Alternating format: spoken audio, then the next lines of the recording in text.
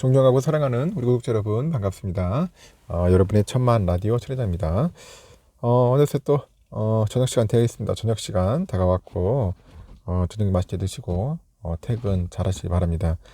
비가 좀 내리는 것 같아요. 빗길 운전 조심하시고요. 오늘의 삼성전자는 여러분들 아시다시피 우리에게 재미를 주진 않았습니다. 별로 흥미롭지 않았고 좀 짜증만 났을 거예요. 좀 오를 듯 하는데 뭔가 또 꺾이는 그런 느낌이 드니까 또 금세 이제 실망의 표정, 이전 실망감이 막 몰려오고 있습니다. 막 쓰나미처럼 몰려오고 있죠. 이런 상황에서 어떻게 해야 할까 난감한 분들도 있을 거야.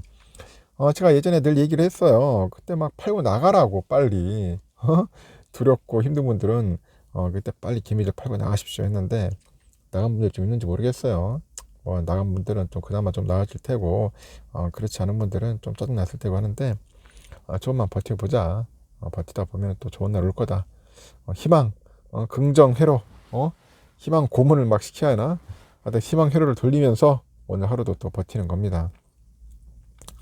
그런데 또 아주 또 불쾌한 것들이 있어요. 이 공매도가 또 골 때리네. 이 공매도. 이것 때문에 또 코스피에 또 찬물을 또 끼얹는 것 같습니다. 요즘 보니까 그 대차거래 잔액 규모가 벌써 83조 원 벽을 돌파했다네. 83조 원.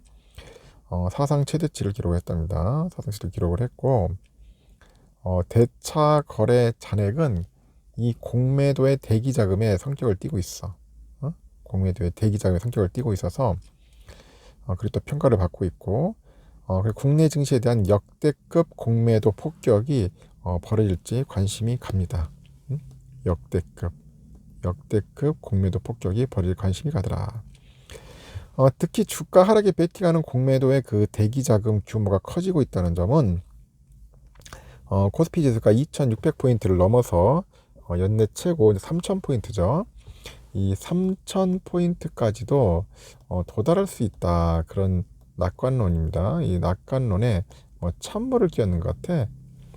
찬물을 끼얹을지도 모른다. 그런 이야기들이 있다는 겁니다. 헤럴드 경제하고 금융투자협회 그 종합 통계 포털을 분석을 해보니까 지난달 30일 기준 대차거래 잔액 규모가 83조 1897억이었어요.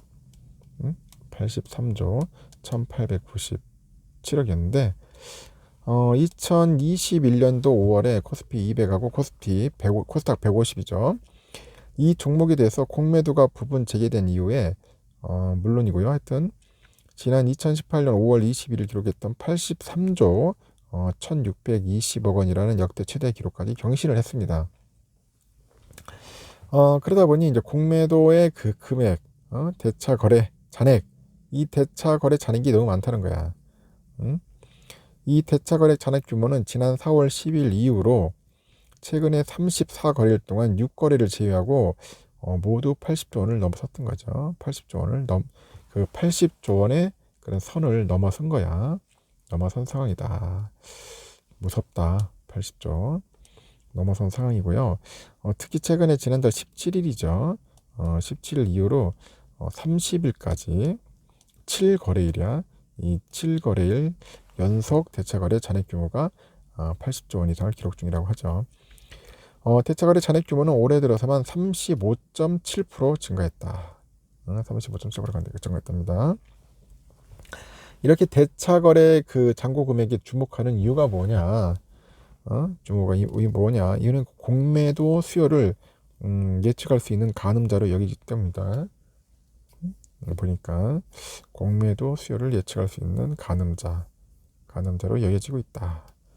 즉 무차입 공매도, 이 무차입 공매도가 법으로 금지되어 있는 국내에서는 그 공매도에 나서기 위해서는 대차거래가 필수예요.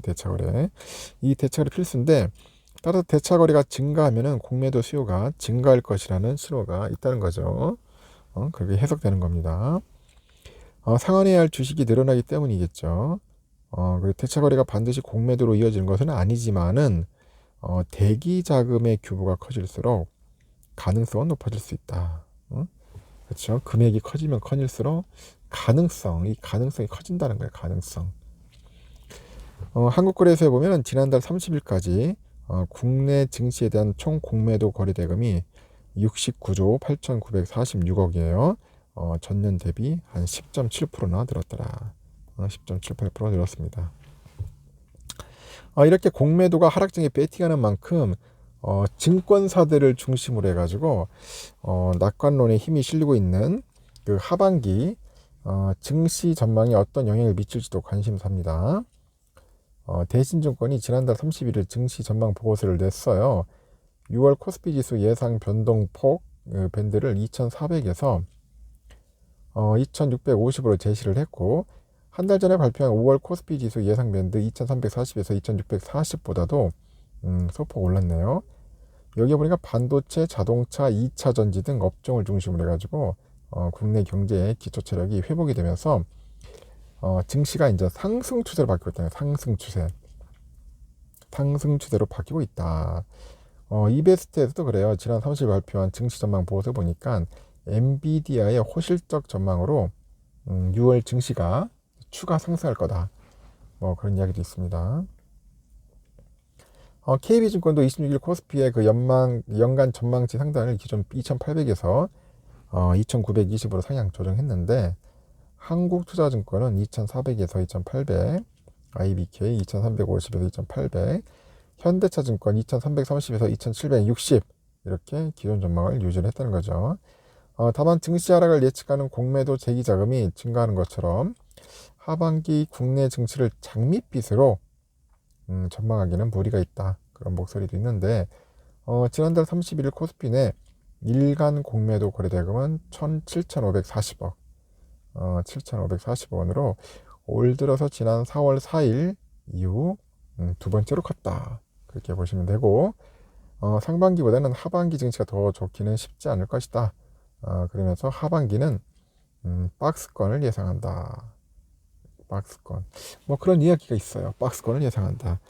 여러분들은 어떻게 생각하시는지 모르겠네요. 하여튼 상황이 뭐 그렇게 썩 좋지는 않다.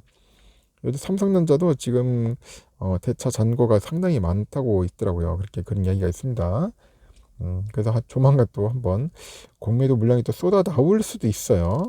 쏟아 나올 수도 있으니까 여러분 그렇게 참고하십시오. 근데 뭐 두려울 건 없어요. 또 이게 또 주가가 막 올라가 버리면은 또 공매도 세력들이 또 착살 나거든. 하락에 베팅을 하지만은 또 힘이 좋아가지고 치고 올라가면은 또 공매도 세력들도 함부로 또 공매 못합니다. 그래서 주식시장이 참 힘든 시장이에요. 이건 이게 뭐 역으로 가나 순방향 역방향으로 다 돈을 벌 수 있는 그런 구조 시스템이라서 아주 재미있는 시장입니다. 그래서 우리가 좀 어느 정도 틈틈이 유비무환의 정신으로 항상 현금도 충분하게 좀 보충이라니 보유를 하고 있어야 돼. 현금 한 20% 정도는 현금을 꼭 갖고 있었으면 좋겠습니다. 일단 여기까지 하겠습니다. 일단 저녁 시간 재밌게 보내십시오.